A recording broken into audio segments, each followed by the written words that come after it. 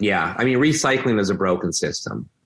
Well, broken implies that it worked at some point. It never has worked. I mean, it's just kind of this, I mean, I hate to say it for all those folks recycling. You know what? I still put my bin out at the end of my driveway. I too am in a very rural area, but actually we have a local collector that does take it, sort of. Jealous.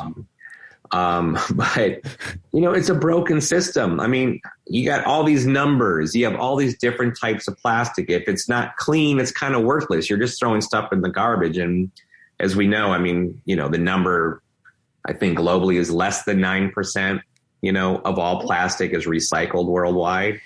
Meaning, 91% of it just goes, that's discarded, goes to the dump and wherever else it ends up. So this is the Aptitude Outdoors Podcast, where we interview travelers, explorers, and outdoorsmen and women to bring you the best tips and stories from around the world.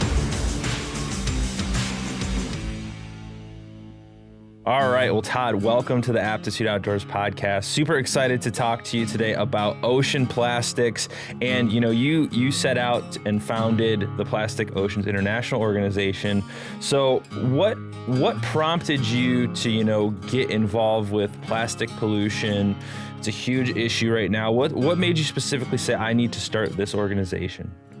Yeah, it's interesting for me because I'm not your typical person who's in a leadership role in an environmental organization. I'm not the guy that was chaining myself to trees, back in the 90s or something. I wasn't marching on Washington, D.C. advocating for some environmental cause. I'm someone that's been, 20, 25 years working in the marketing and communications world, from entertainment to casinos to nonprofits, tourism, Silicon Valley tech industry, et cetera. And part of that also included being part of marketing agencies, and in a couple instances being a partner in marketing agencies. So really how I came into the plastic pollution movement was really through marketing and communications. Plastic Oceans Foundation, which was the original organization that really was founded to propagate the film A Plastic Ocean, which is really how a lot of people came to know about the issue. And I'll explain that a little bit. So we were on board with the agency I was with, is really helping Plastic Oceans really take that film to a different level and help them market it, communicate it through social media, web, et cetera. Eventually, kind of what happened is there was a group of us that kind of decided, we want to take this beyond just one film. And it was an important film, right? I mean, it was the thing, film or anything, that really started the global movement against plastic pollution. Mm-hmm. Those folks in the environmental, the base of environmentalism certainly knew about it and were aware of it, but the masses weren't. So A Plastic Ocean was what really changed that and brought it to the forefront. And, Sir David Attenborough said it was one of the most important films of our time when it came out. Because it humanized it. It gave it a human story. The director, Craig Leeson, it really kind of told them his journey with plastic pollution and some other protagonists in the film as well. And so, from that, it was kind of decided, this is bigger than just about one film. And we kind of decided, a group of us, to kind of break away and kind of form Plastic Oceans International. And probably about 6 months later, I had kind of reached a point in my life where, I had reached a tipping point professionally. I was, working 7 days a week, 60, 70, 80 hours a week. Wasn't good for my health, neither mentally, nor physically. So I kind of made a decision to kind of walk away from that world of, big agency owner, and kind of put my passion and energy into something, that I think could do the world and myself, could make it much better for.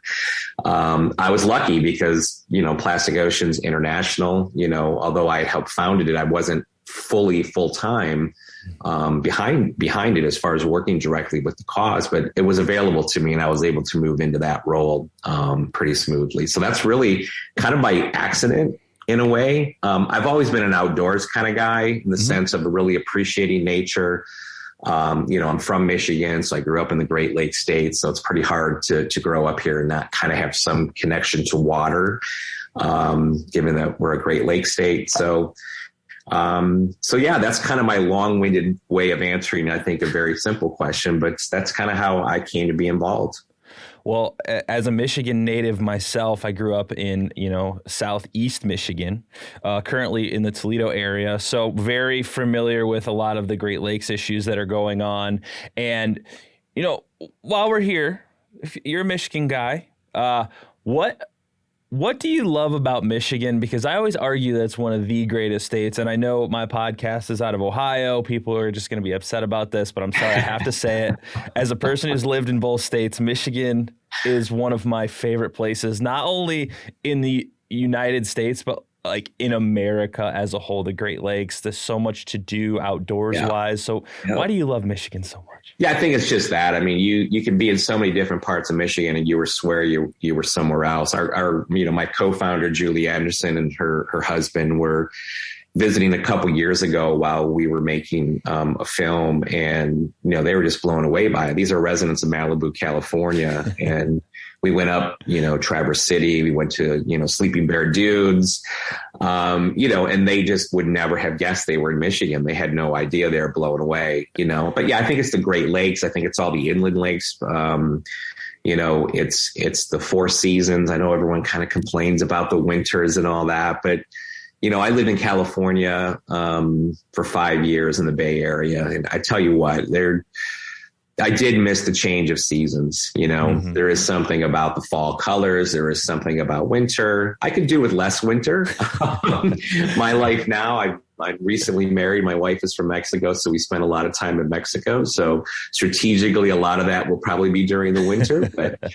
But no, it's home, it's family. I think I think the Midwest vibe is, definitely is what is a fit for me versus, say, Southern California or New York City or something like that. So I think it's the diversity of the land. I think it's the diversity really of the people. If you really look at the massive differences between Detroit, Flint, Grand Rapids, Traverse City. I mean, there's really this crazy mix of people and creativity. And yeah, I love it.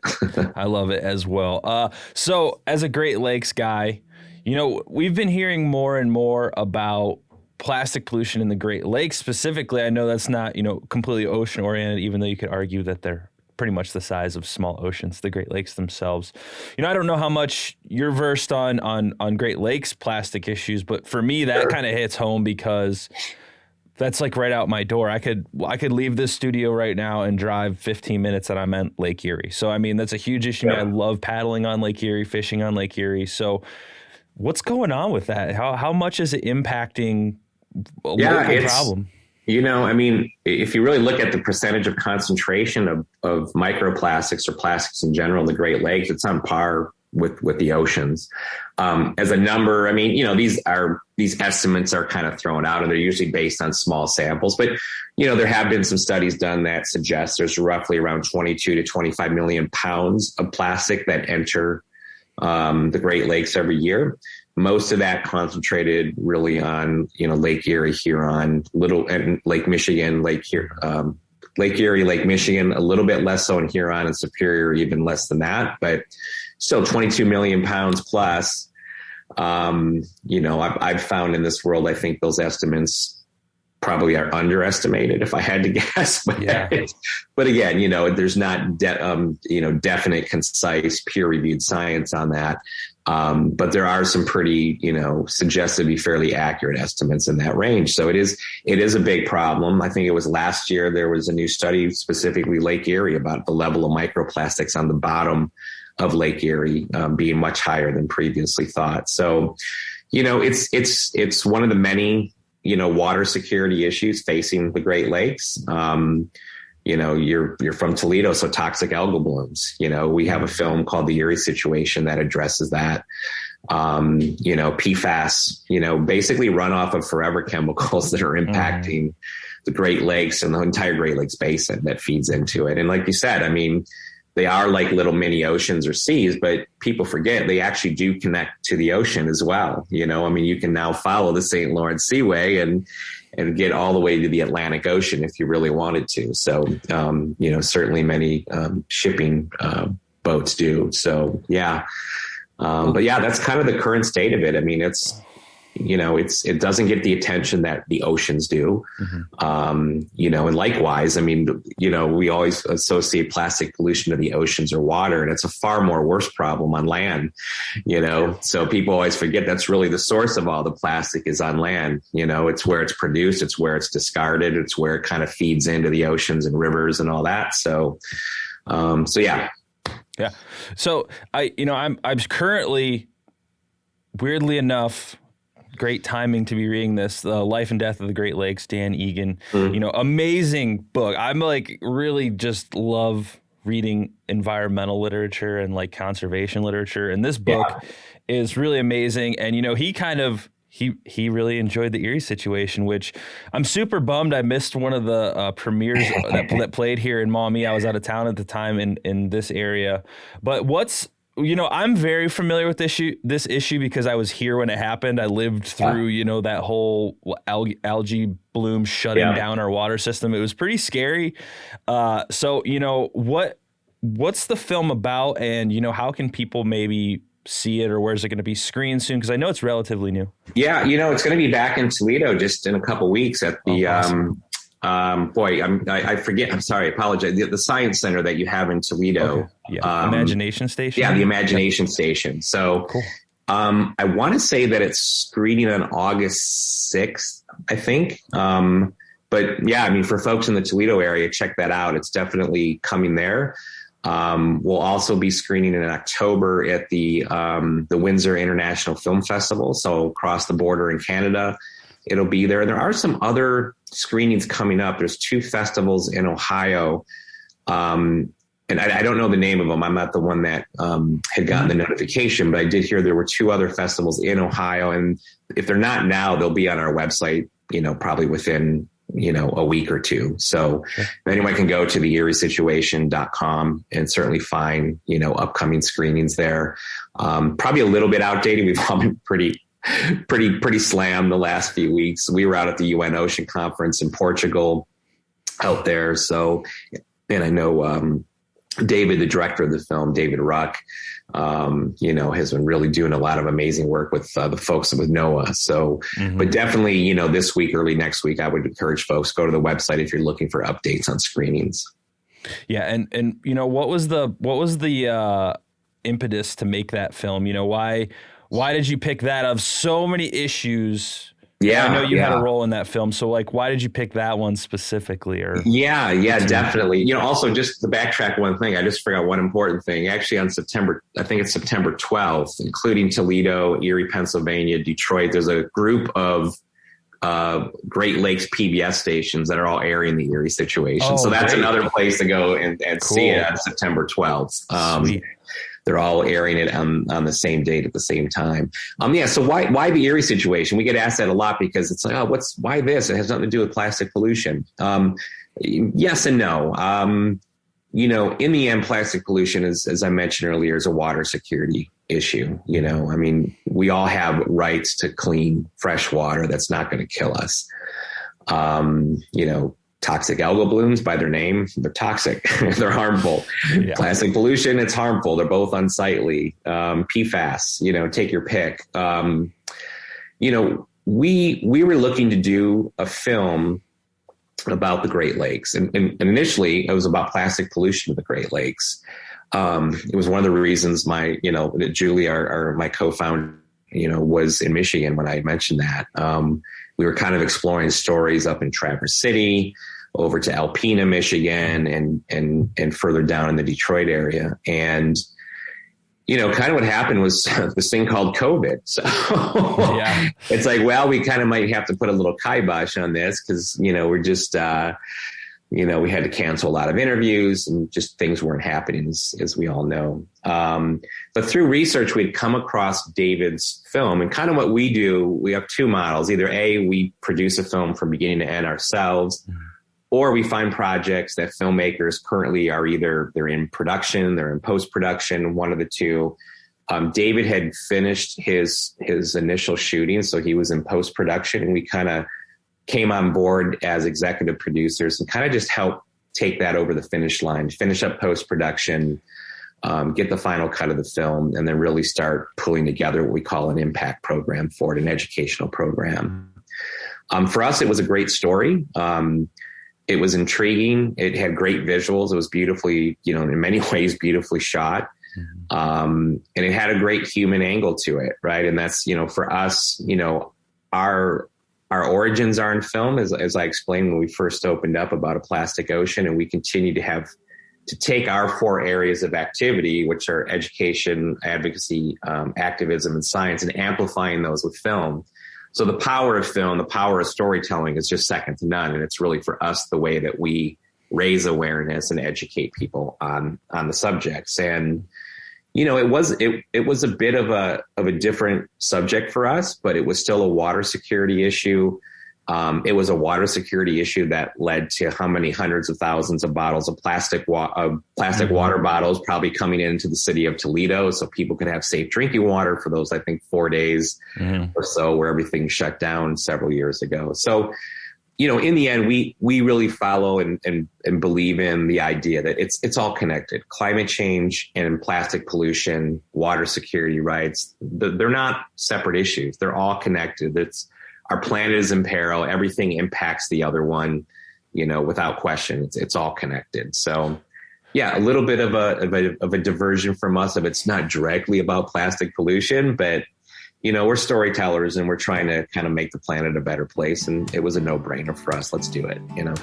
Hey, everybody. Thanks for checking out this episode. If you feel like you're getting something out of it, go down in the link below and buy me a coffee. The Aptitude Outdoors podcast is fully self-funded by me. So if you're digging it, I'm just throwing out a tip jar, and I appreciate you listening. Let's dive right back into this episode. Well, one of the things that I've noticed here locally, and I do want to talk about the bigger picture stuff here. we're just down this rabbit hole already. But, I would argue that locally, one of the lasting effects of that, even though it was in 2014, is, I think, something that I see is people don't trust the water anymore around here. So, like, on a plastic pollution level, I mean, it probably went up tenfold because people aren't super secure drinking the public water supply anymore. Even though it's completely safe, they test it 1 billion times a day, it seems like, anymore, to make sure we're not getting that. But I mean, there's this scare factor that is leading to more bottled water, because people want that security, even though. Yeah. And there's, obviously, there's predominantly the drinking water in the United States is very safe. But when you have things, Flint, Michigan, right? I mean, there's the perfect example, the ultimate scare factor, and legitimately the scare factor.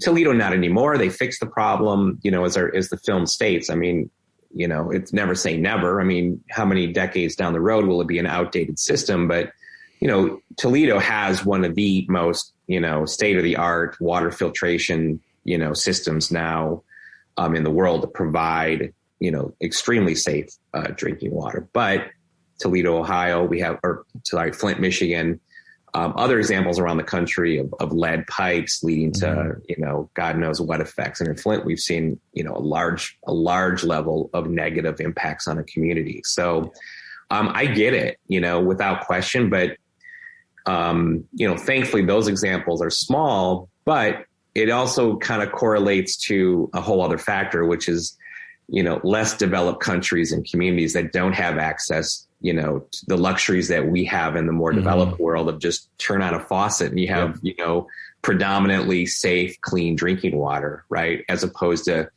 taking a dirty plastic bucket and walking 5 miles to fill up one bucket for your family for the day, So accessibility is kind of an issue there, but yeah, it can be overwhelming, obviously. In these kind of areas, we encourage, refillable water bottles, but yeah, the scare factor is the scare factor, right? And you just kind of try to mitigate that with education. That's really all you can do. So on a global scale, plastic pollution, I mean, I've heard a lot about it in the past, but we're hearing about it more and more. So what are some of the major factors for maybe people who aren't as aware as someone like you or myself of the plastic issues in the oceans? Kind of what are some of the major factors that you guys are working on or seeing currently? Yeah, well, I think, I mean, if we look at solutions, we kind of try to be a solutions-based organization. And I will say, like, we are not one of the organizations that says plastic has no value and it's horrible and you're a horrible person if you use it, right? We don't take that approach. I often find that those people that are, with disparaging comments to someone that might use single-use plastic, here or there, or might use plastic at all, they're often complaining about it using one of these predominantly made from plastic. Yeah. Probably doing it while they're driving in a car. That's probably 70% plastic. Yep. Maybe while they're on the way to a doctor's appointment where their health kind of relies on plastic devices and materials. Do we prefer in the future to move away from, petroleum-based plastic? Sure, absolutely. Plastics originated really as kind of a natural material. It wasn't this, necessarily a petroleum-based thing. So, but, for us looking at solutions, right? I mean, listen, it's great if you want to skip a plastic bag at the grocery store, skip the straw. Those are things that individuals can do that are super small part of the solution, but they're part of the solution and we don't discourage them. Mm-hmm. But the bigger picture is going to come through, binding legislation. So really at the advocacy level for us, that's a really core focus of ours. So, our team in Chile worked very hard, which resulting in, nationwide legislation, greatly reducing single-use plastic. And that's really what we're about, is single-use plastic, and plastic pollution by definition, it's plastic where it shouldn't be. Mm. In California, we just have legislation passed, signed by Governor Newsom that's going to go in and, we're very proud to be part of that movement and a group of folks advocating for that with stakeholders. Now the focus really is globally. There is a pending, potential, a globally binding treaty on plastic that will regulate plastics, how it's manufactured, the responsibility of manufacturers in that process. So really across the board, that can be a real game changer. It might be a year, 2, 3 years away, but we're pretty confident that eventually it will go through. But it's a lot of work ahead of us. We were just at the UN Ocean Conference, as I think I mentioned earlier, and we were there. We had a seat at the table. We were able to have a lot of meetings and really provide a voice, not only our team, but the voice of many others that we represented. To hopefully influence and inspire, decision makers and moving closer to that reality of a global treaty. And yes, the advocacy side of things is incredibly important, which is something that I always try and, get people to understand, is that, yes, I do see value personally in trying to reduce single-use plastics. I mean, in the past, I've gone to the point of like refillable everything and, you go into the health food stores and refilling stuff in jars and, but that's like, it can be very expensive to do that. And it's like a huge burden on like day-to-day life. And the busier you get, like the more detailed of a job you get, it's harder and harder, which is not an excuse, but it's reality. Yeah, well, it's, you said it comes back to accessibility. It's fine, to say, oh, well, let's go to a zero waste store, let's say in Beverly Hills or Malibu or somewhere. Yeah. But, in the end, you are paying more. And, that person in Indonesia, Vietnam, Appalachia here, take your pick, any inner city location where, you just don't have the means to go and pay 30, 40% more.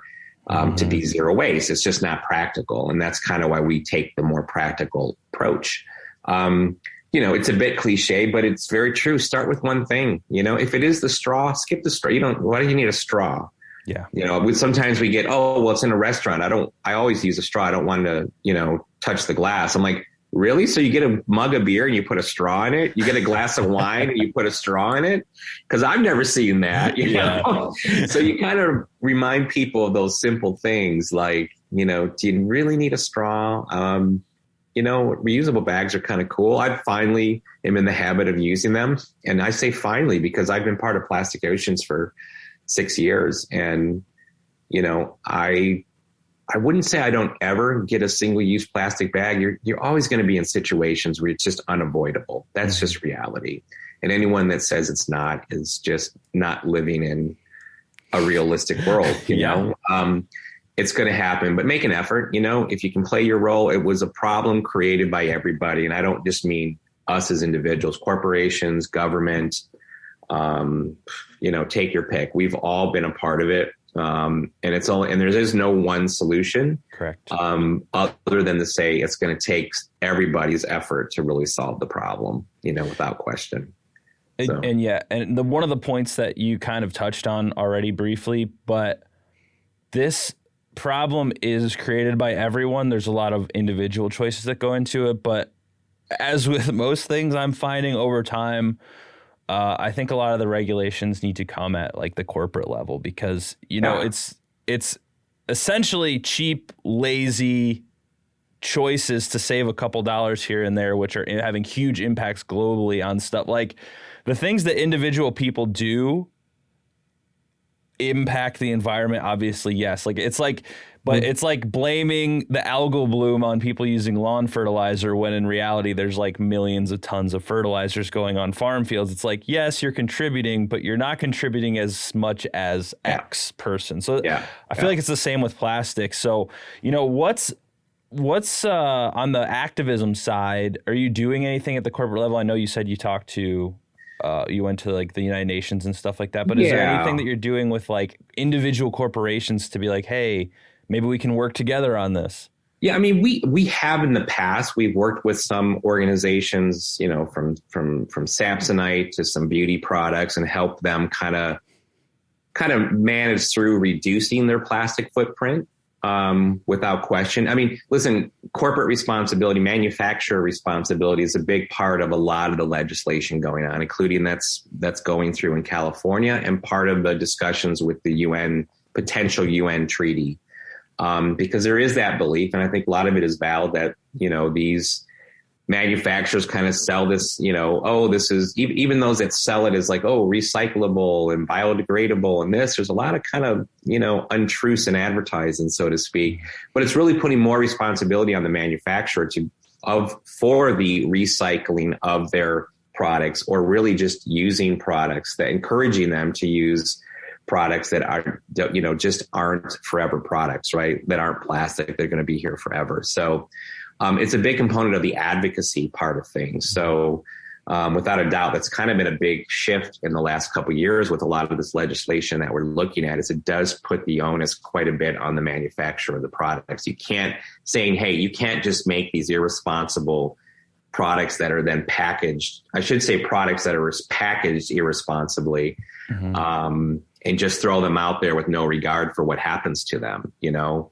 That there is a level of responsibility on the manufacturer to have programs in place to either use better packaging or have recycling programs for their packaging, and really integrate more into kind of the concept of a circular economy, basically. So, yeah. And that was one thing I wanted to touch on. When you say circular economy, could you maybe explain that a little bit? Because I think I understand the gist of it, but like, what's the model that you're working off when you say that? Yeah, sure. I mean, you know, there's varying degrees of it. It can be a complex thing, but really it doesn't have to be. In reality, untouched nature is the perfect circular economy. Nothing goes to waste. Right? I mean, truly nothing goes to waste in untouched nature, right? I mean, you've got tree grows, tree drops, acorns sprout, create new trees, old tree dies, tree falls, animals inhabit the dead tree, it fertilizes the soil, it breaks down the soils, you know, so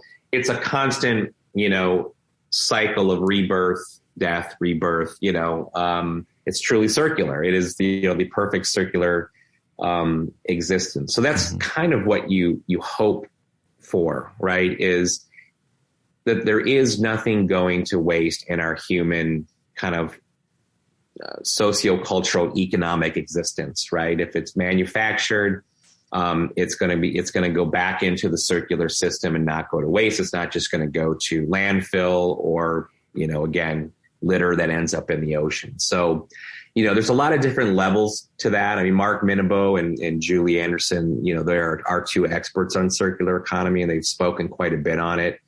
I think we have some good stuff online as well on our blog that really, gives some great information on it. But yeah, it's really this cycle of life, right? And nothing falls out of that cycle. It kind of stays within that circular cycle of, birth, regeneration, death, reuse. It's really looking at the reuse, recycle, repair, take all those wonderful R words that are thrown around so much, in that ideal circular world, there is no waste. Basically, that's what it comes down to.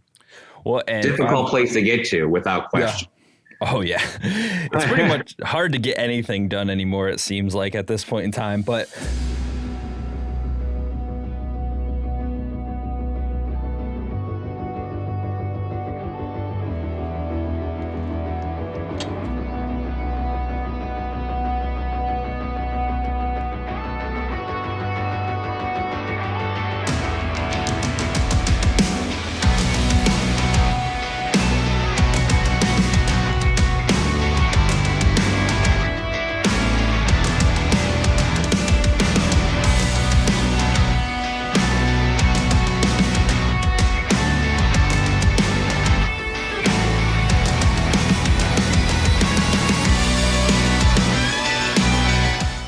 one of the things I used to work at an organization that dealt specifically with like trash removal from like local watersheds. And, we pulled out tens of thousands of pounds every year around the clock just from a few local rivers and watersheds. So the amount of plastic that gets not dumped, I don't want to say that word because that's misleading. A lot of the plastic that ends up in waterways is astounding.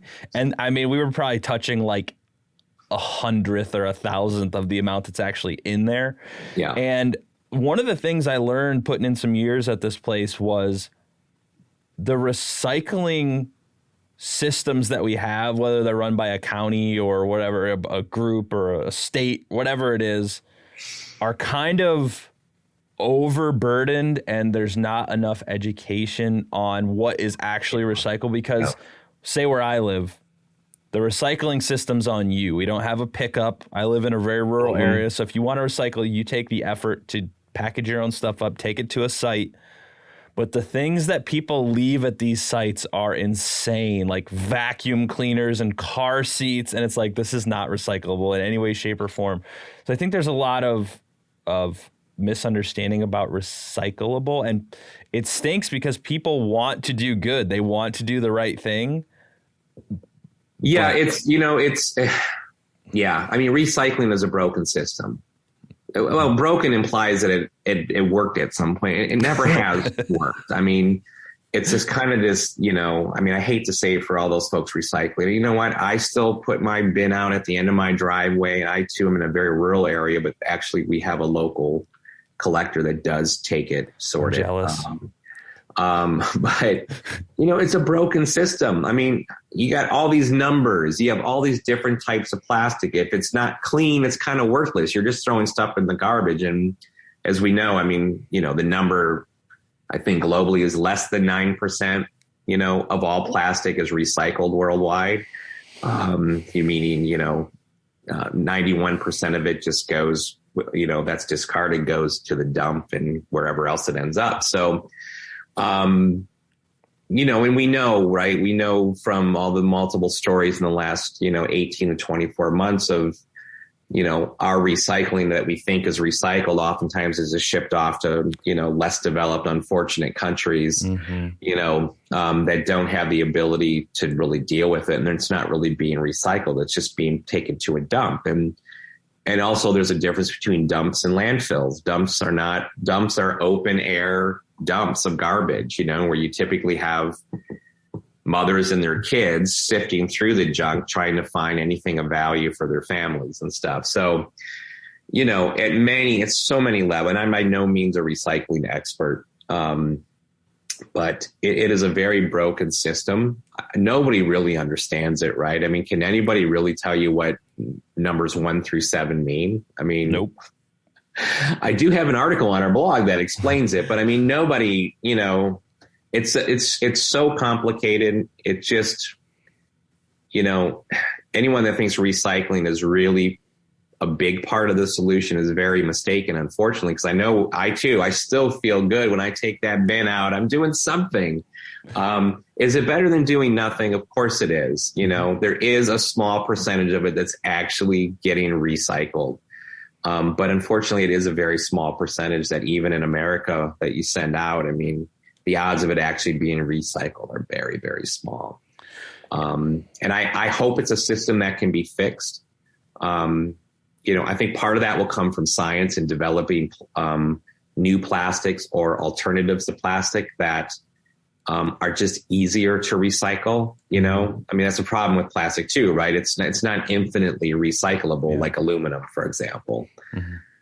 You can only recycle it so many times because every time you recycle it, it degrades more and more of the quality, and you just can't keep using it. So even if recycling was working, plastic doesn't work within that system, so yeah.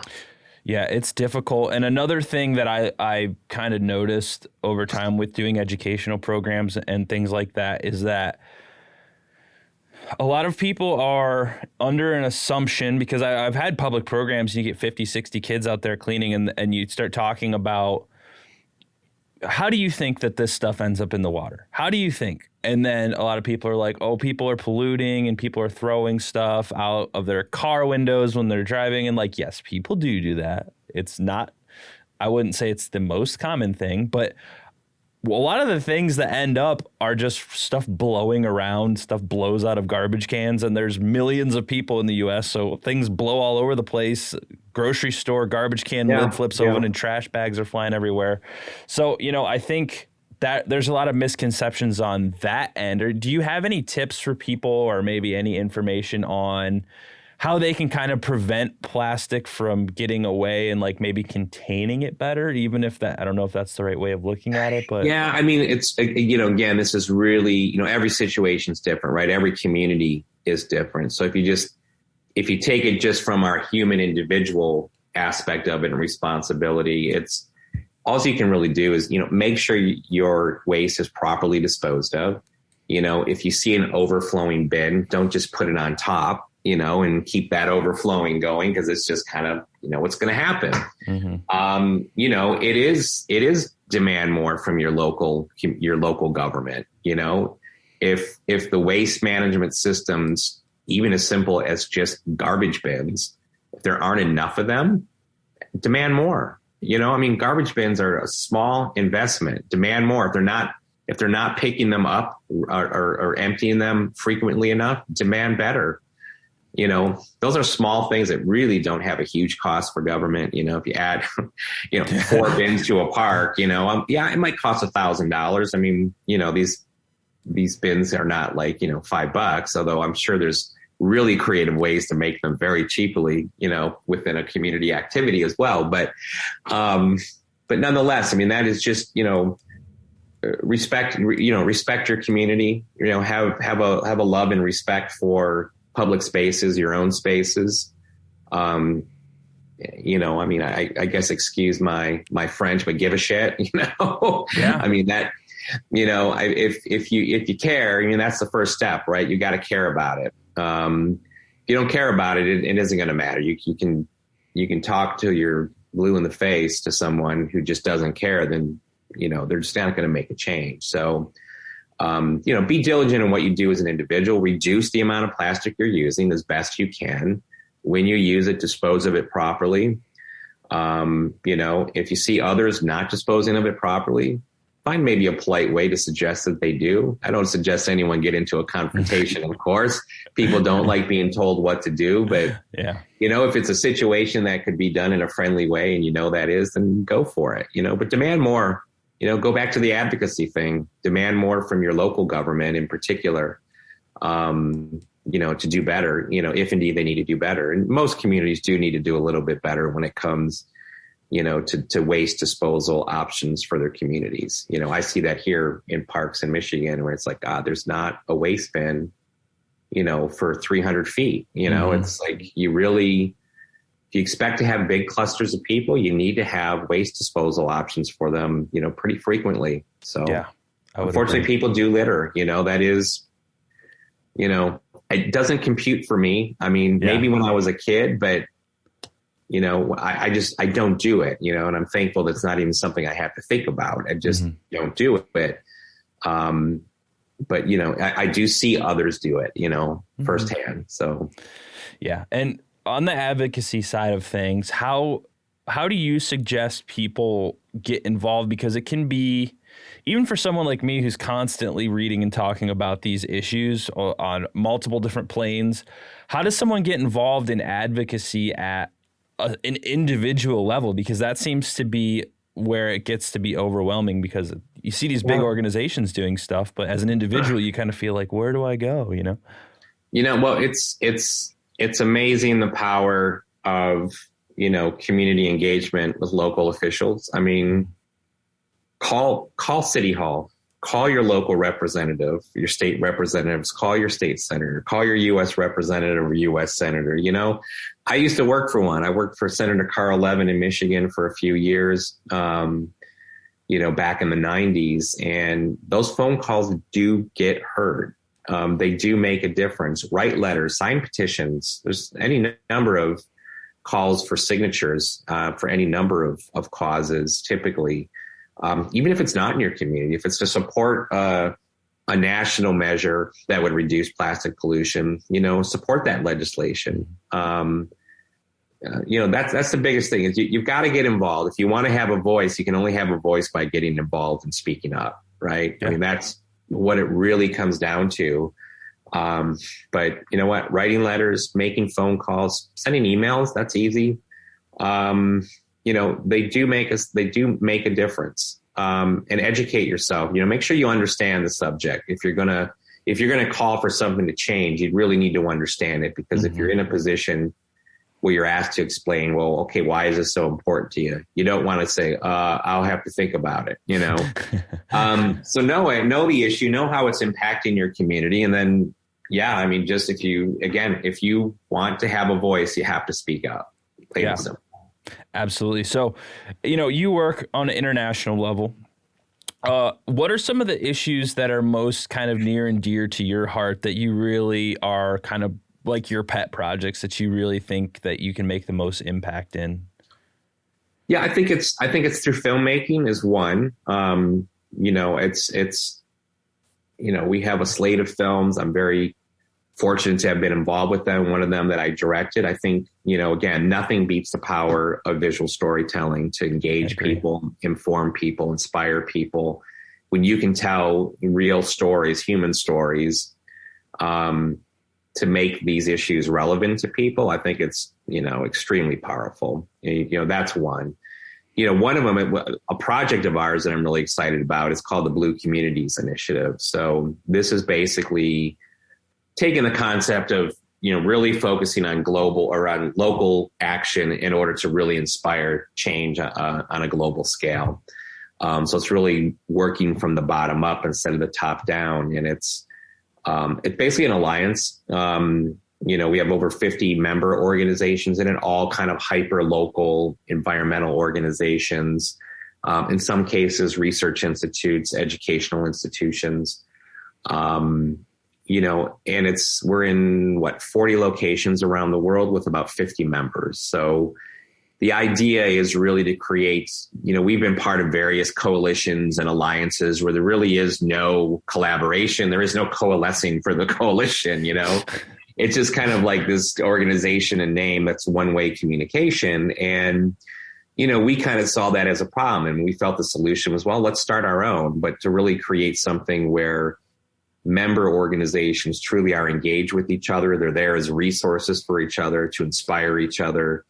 Environmentalism, we often say, is such a lonely place, right? It's often misunderstood, misrepresented, underfunded.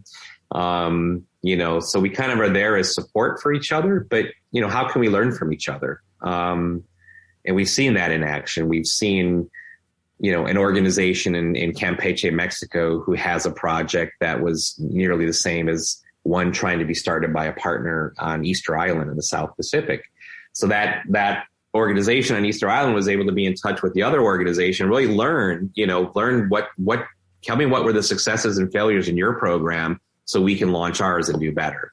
So this idea of connecting, being a connector for organizations is really, I think, proven to be powerful. And, I'm excited to continue expanding that. We just had our third location in the U.S. launch yesterday, which is in what's called the Blue Hill Peninsula of Maine, where there's an organization called the Shaw Institute. So we have a director of science, Charlie Ralsky, kind of does that role part-time for us, but his full-time role is now in running the Shaw Institute there. So yeah, it's in a lot of eclectic places around the world, from big cities to small villages. And, I'm excited by it. It's definitely empowering. The concept of empowering local action to create systemic change globally.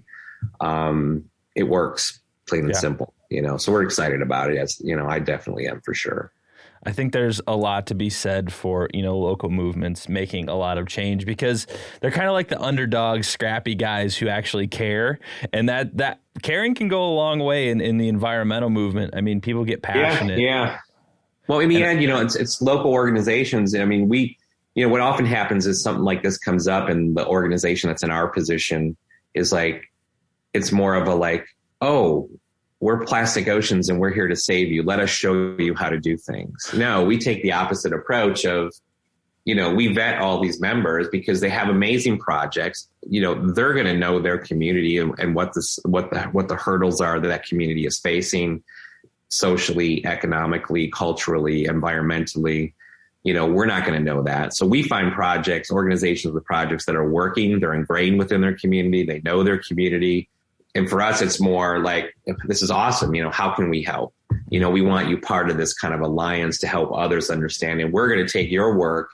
What our role is to take it and to amplify it to the world with our global audience, and use that to, inspire that young person or old person in, I don't know, Central Africa, to make a change. Wow, if this group can do it, or this person can do it, I can do it. We can do it. So yeah, I'm excited about that. Yeah, inspiration can be very powerful. I agree with what you said about, films and documentaries and stuff making an impact, because if they're done well and they're emotional and they really hit a point, people will be like, oh, okay, and they start to care about it. Because like you said, this whole realm, like in conservation, environmentalism, all of this stuff, it can be a lonely place, because we're often, people like you or myself are out here yelling from the mountaintops, like, please just listen. And everyone's like, yeah, but we don't care. Like, I'm working 40 hours a week and I have a comfortable life. Like, why do I give a crap here? Like in America, at least from what I've noticed. Yeah. So or they care for a minute, and then, it's just, it can be challenging. But I think we're either insane or we love a good challenge, because it's definitely keeps you motivated to keep going, because there's always new people to get involved. But I was looking online, I saw that you are involved in, was this the Social Forestry Project? That sounds really interesting, based out of Detroit. What's that all about? Because that sounds important. Yeah, it's one of our partners here locally, part of the Blue Communities program. They're one of our two local partners in Detroit. They are a small community-based, reforestation organization. They plant trees. We're very heavily involved with tree plantings around the world, including with our upcoming Trees and Seas Festival in September. We'll plant about 250,000 to 300,000 trees worldwide during that, and it's really goes back, again, to this whole concept of, one, in the end, we're all one environment, one planet, one global community with one mission, which is to keep that planet healthy and just for everybody. So tree plantings have become kind of a big part of what we do, which, again, it's kind of like the Erie situation. Well, it's plastic pollution. Why do you plant trees? It's all connected, and trees are so super important. Mangroves are one of the most important things in our ocean. Plastic pollution is invading those. They're invading regular trees.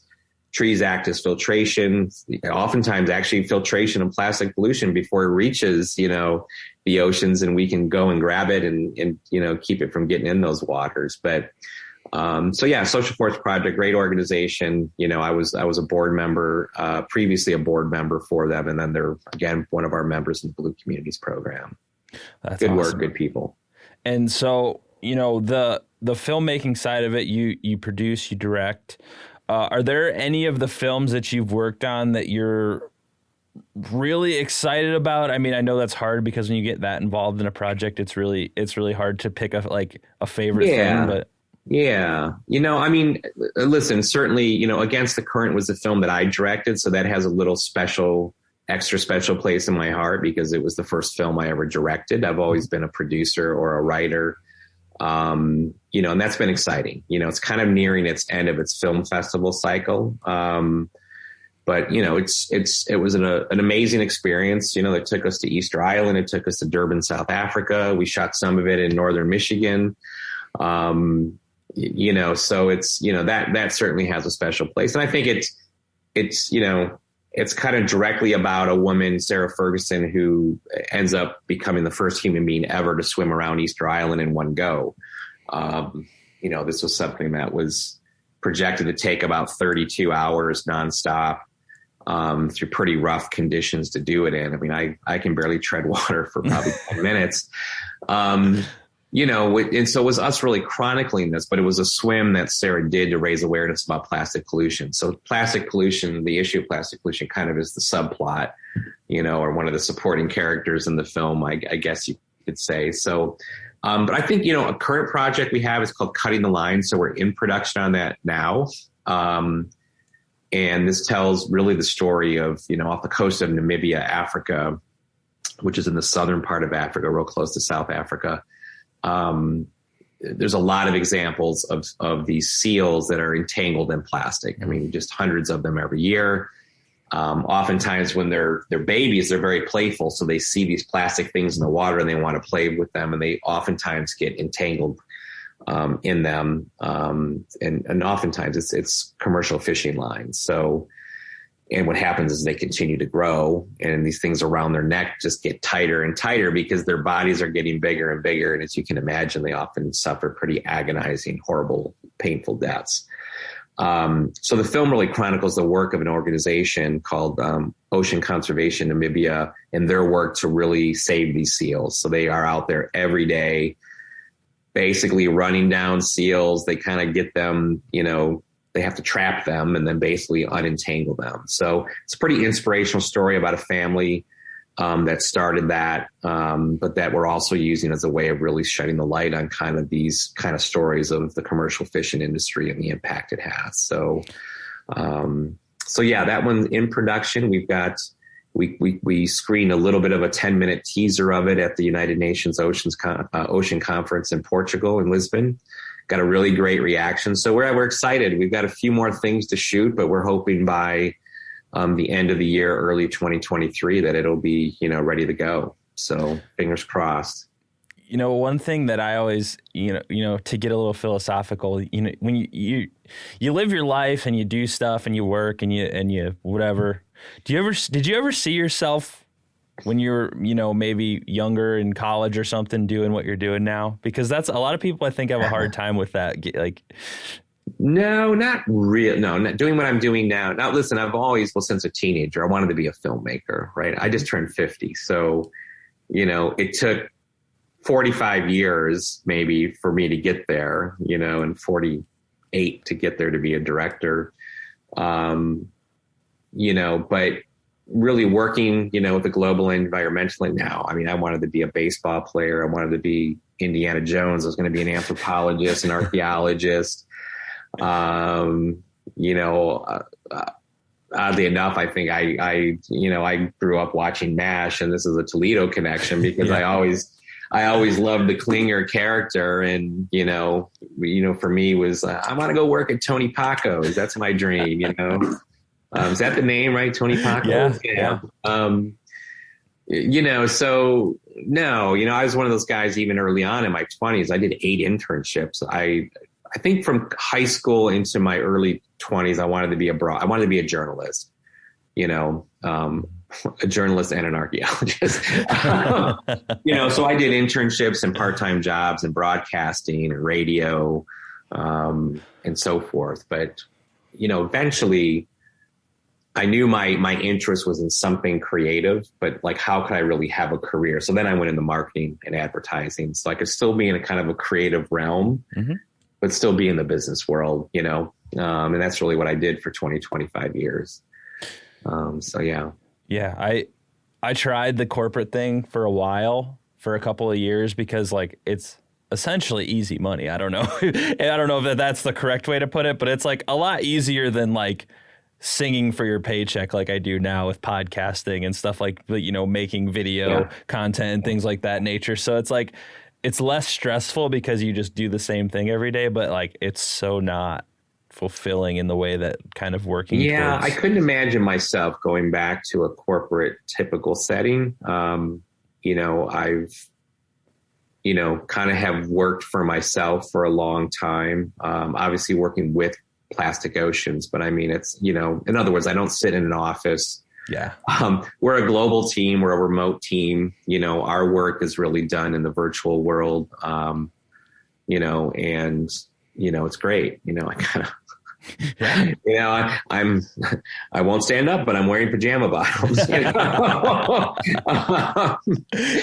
You know, and I can live where I live. You know, my wife is from Mexico. We can go back and forth as long as I have one of these or these screens called a computer and a Wi-Fi connection. I can kind of go anywhere in the world and do what I do.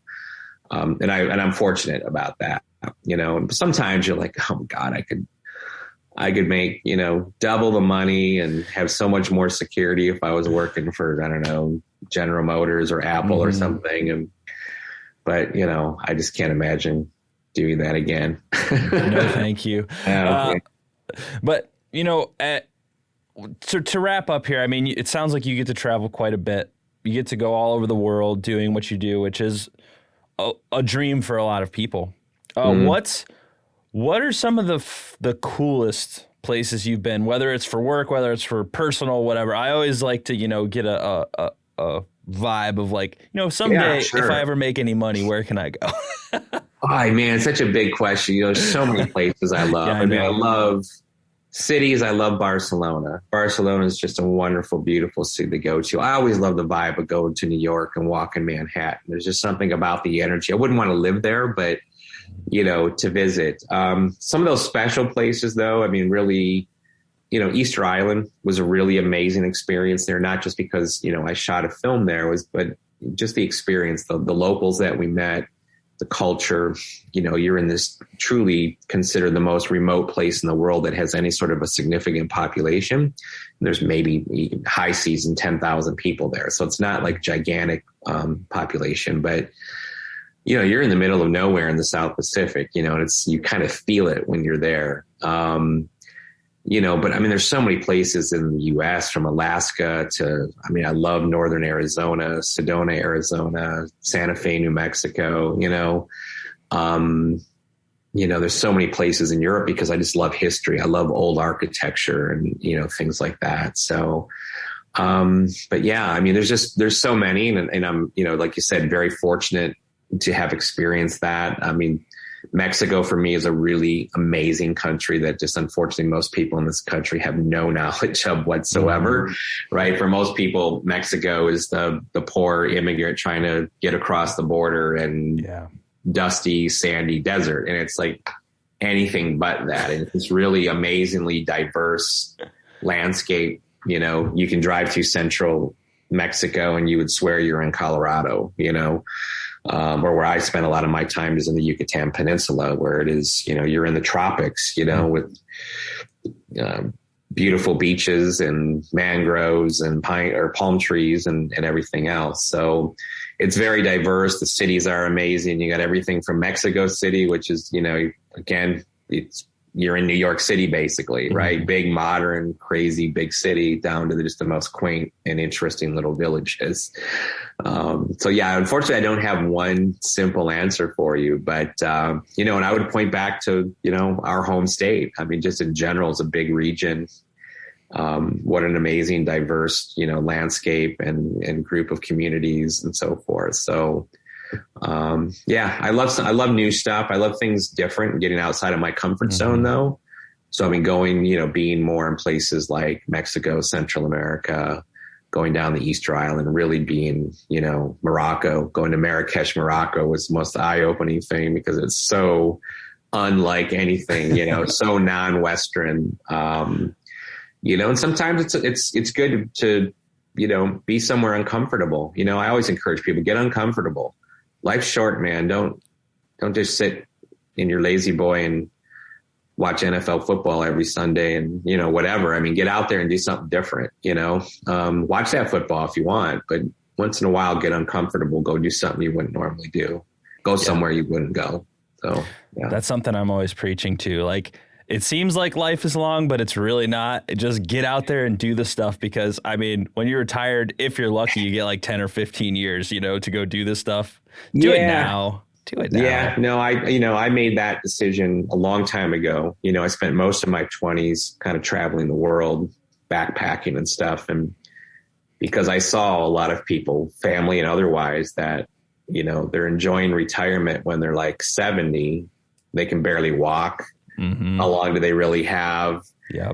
They've got to take 12 pills a day. Mm-hmm. I consciously, I'm also not one of those people, like a lot of my friends, sitting there ready nearly to retire because they've been saving money nonstop since they were 22 and out of college, or since they were 18 and really working full time. So, but that was a conscious decision I made and, don't regret it whatsoever. I still enjoy a lot of stuff. I always have, but I definitely did a lot when I was younger, when most people were kind of working that 9-to-5 job in their 20s. I was kind of experiencing the world.